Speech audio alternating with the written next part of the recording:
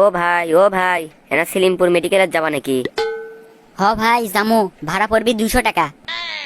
ভাই আমি গরিব মানুষ, আমার মাও মেডিকেলে ভর্তি, 100 টাকাই আছে আমার কাছে, এনা লিয়ে চলেন বারে। দুনিয়ার সব গরিব মানুষ কি আমার কাছে এসেই পড়ে? মাও হাসপাতালে ভর্তি, না লোকটাকে নিয়ে যাওয়াই লাগবে। আচ্ছা ভাই ওঠেন ওঠেন, যে কথা কছেন না নিয়ে যাওয়ার উপায় আছে? অনেক উপকার হলো ভাই, আপনাকে মেলা ধন্যবাদ। এই আমার গরুর গাড়িতে বউ সাজিয়ে ধুক্কর ধুক্কর ধুক্কর ধুক সানাই বাজিয়ে আরে যাবো তোমায় শ্বশুর বাড়ি নিয়ে।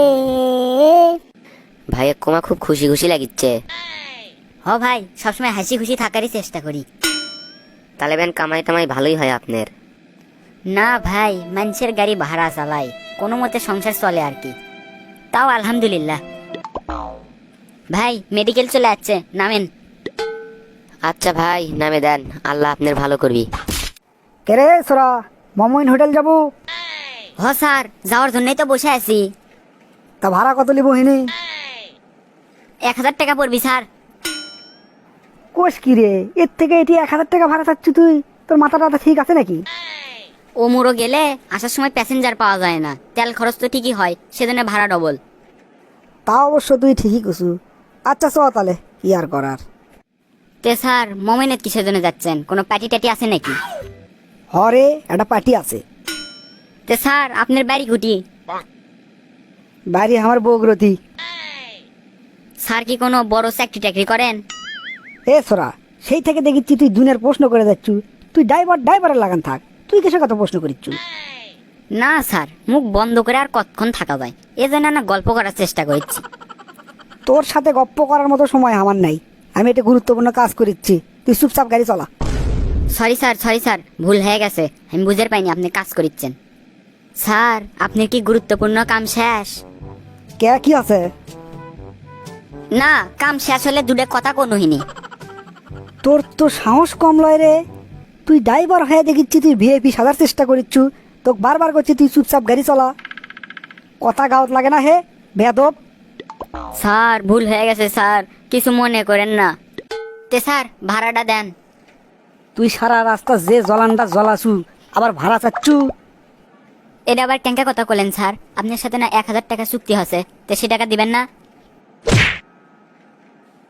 কেবল তো একটা থাপ্পড় মারছি, আর একবার যদি টাকা চাস তোকে একবারে পুলিশক ধরে দেবো। স্যার গরিবের পেটত ইন করে লাগতে মারেন না, আল্লাহ কিন্তু সহ্য করবি না।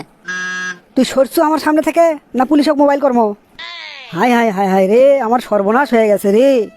আব্বা কি আছে তোমার? আমি তো পুরো মাঠে মরে গেলু রে বাপ। আজকে আমাকে 1 কোটি টাকা আমার স্যার ব্যাংকর থেকে তুলবের গেছিল। সকালে ব্যাংকর থেকে তুলে নিয়ে মমইনত গেছলু, টাকাটা আমার ভিপ কেসের মধ্যে আসলো। এক ছোট লোকের বাচ্চার গাড়ি ভাড়া নিয়ে মমইনত গেছলু, ওই গাড়িতেই মনে হয় আমার টাকাটা ছাড়া পড়ছে রে। আমার তো শেষ, কালকে আমার চাকরি আউট, জেলের ভাতও মনে হয় খাওয়া লাগবি রে। আব্বা তুমি এলে কি করছো? 1 কোটি টাকা? তাহলে না বাড়ি ঘর আমাদের সব বেচা লাগবে। আমি শেষ রে বাবা, আমি শেষ। বাড়ি ঘর সব বেচেও তো 1 কোটি টাকা হবি না, জেলের ভাত খাওয়াই লাগবি। এই বুড়ো বয়সে আমার জেল খাটা লাগবি রে বাবা। এই অসময়ে আবার কেরা আসলো বাবা? দেখতো দরজাটা খোলতো। আচ্ছা আব্বা দেখিচ্ছি আমি। কে রে বাবা, তুই আচ্ছু? স্যার আপনি তো আমার গাড়ি তারা বিট কেস ছাড়ে ধুয়েছেন। হরে বাবা, ওটা তো ভিপ কেস লয়, ওটা তো আমার জীবন। তা তুই কি সেটা পাছু? হ স্যার ওটা আমি পাইছি, এটি লিয়েছি আপনি ফেরত দেওয়ার জন্য। তাই তুই কি জানিস ওই ভিপ কেসের মধ্যে কি আছে? স্যার এলে বিট কেসের মধ্যে তো টাকা ছাড়া আর কিছুই থাকে না, নির্ঘাত টাকাই আছে। বাবারে, ওই ভিপ কেসের মধ্যে 1 কোটি টাকা আছে। আজকে সকালেই আমি ব্যাংকর থেকে তুলছি, ওটা অফিসের টাকা। সেটা যাই হোক, আমি আপনাকে ফিরে দিবে যাচ্ছি, আপনি ল্যান, আমার বাড়ি মেলা দূর, তাড়াতাড়ি যাওয়া লাগবি। তে বাবা তুই ঠিকানা পাইলু কেমনে? ওই বিট কেসের সাথেই একটা ভিজিটিং কার্ড আসলো, সেটাতে আপনার ঠিকানা পাইছি। বাবারে, তোকে আর কি কম আমি রে, তোর সাথে আমি যে ব্যবহার করছি, তোকে চর থাপ্পড়ও মারছি, তোর পাওনা ভাড়া সেই টাকাও আমি তোকে ফেরত দেইনি, আর তুই আমার এত বড় একটা উপকার করলু। তুই কি জানিস, এই ভিটকেট যদি আমি না পাইনো হিনি, তাহলে আমার চাকরি চলে গেল হিনি, আর জেলের ভাত খাওয়া লাগলো হিনি। এই বুড়ো বয়সে আমার 14 শিখের মধ্যে ওটা লাগলো হিনি। তুই আমার কত বড় একটা বিপদের থেকে বাঁচালু। স্যার, একজন মানুষের কাজই তো আরেকজন মানুষের বিপদে আগে আসা। আমি মানুষ হিসেবে মানুষের দায়িত্ব পালন করছি, এর চেয়ে বেশি কিছু করিনি। সেটা তো তুই ঠিকই কছু রে বাবা, কিন্তু আজকাল 100 টাকা কুড়ে পেলেও কেউ দেয় না, আর তুই আমাকে 1 কোটি টাকা ফেরত দিলু। সবচেয়ে বড় কথা, আমার মতো একটা অমানুষক তুই টাকা ফেরত দিলু, যাই আজকে সকালেই তোর সাথে সেই খারাপ ব্যবহার করছে। তুই আমাকে ক্ষমা করে দিস বাবা, তুই আমাকে ক্ষমা করে দিস। স্যার, ওল্লা আপনি কিছু মনে রাখেন না, ভুল তো মানুষেরই হয়। তুই আসলে সাধারণ কোনো মানুষ না রে বাবা, তুই অসাধারণ একজন মানুষ। তুই যদি রাতের খাবারটা আজকে আমার সাথে খাস তাহলে আমি খুবই খুশি হব রে বাবা। না স্যার, আমি রাস্তার হোটেলের থেকে খাই লিছি রাতের খাবার। তা তুই যদি কিছু মনে না করিস, তোকে আমি কিছু টাকা পুরস্কার হিসেবে দিবে চাই। কি যে কন স্যার, আমি যদি আপনার থেকে পুরস্কার লই তাহলে পরকালে আর কোনো পুরস্কার পাম না। আমি আল্লাহ কাম করি পরকালে পুরস্কার পাওয়ার জন্য। আপনি খালি আমার সকালের পাওনা টাকাটা দেন, তাহলেই হবি। ঠিক আছে বাবা, তাহলে তুই তাই নিয়ে যা।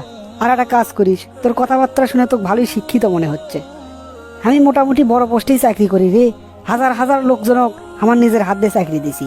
তুই যদি আমার অফিসে একটু কষ্ট করে একদিন আসিস, তোর একটা চাকরির ব্যবস্থা আমি করে দেবো। স্যার, তাহলে তো খুবই ভালো হয়। আমার বাপ মায়ের অনেক আশা, তাগের ছোলাটা চাকরি করবি। তাহলে স্যার, কালকে আপনার অফিসে আমি আপনার সাথে দেখা করবো। আচ্ছা বাবা, তুই অবশ্যই কালকে আসিস। আমাদের সমাজে এরকম অনেক মানুষ আছে যারা ছোট পেশার মানুষদের মানুষই মনে করে না, তাদের সাথে দুর্ব্যবহার করে। কিন্তু এই ছোট পেশার মানুষগুলো মাঝে মাঝে এমন মনুষ্যত্বের পরিচয় দেয় যাতে অবাক না হয়ে পারা যায় না। তাই আসুন ছোট বড় সবাইকে মানুষ হিসেবে সম্মান করি, কারো নিম্ন পেশার কারণে তাকে কটাক্ষ না করি।